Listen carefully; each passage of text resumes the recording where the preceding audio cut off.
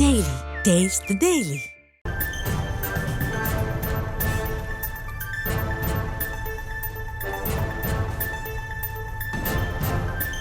தற்போதைய அண்மை செய்தியை பார்த்துக் கொண்டிருக்கிறோம். சேலம் ஏற்காடு அருகே அழுகிய நிலையில் பெண் சடலம் மீட்கப்பட்டிருக்கிறது.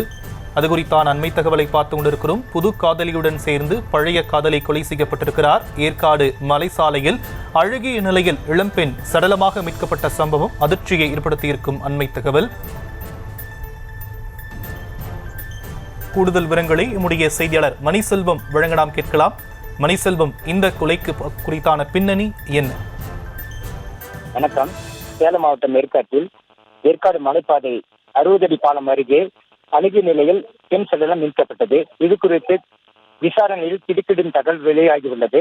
ஏற்காடு மலைப்பாதையில் சடலமாக மீட்கப்பட்ட லோகநாயகி என்கிற அபிநயா, வயது 22, திருச்சி மாவட்டம் பெரம்பலூர் பொறியியல் கல்லூரி மாணவியாக பயின்று வந்தார்.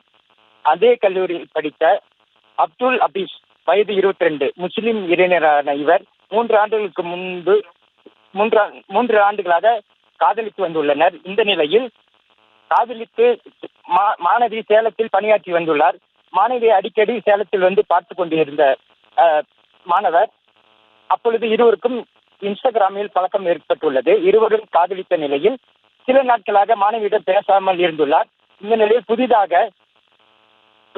புதிதாக ஒரு மாணவி ஒருத்தரை காதலித்துள்ளார். அதன்படி இதுக்கு இடையூறாக இந்த மாணவி இந்த பெண் இருப்பதால் அவரை இருவரும் சேர்ந்து ஏற்காடு மலைப்பாதையில் கொண்டு வந்து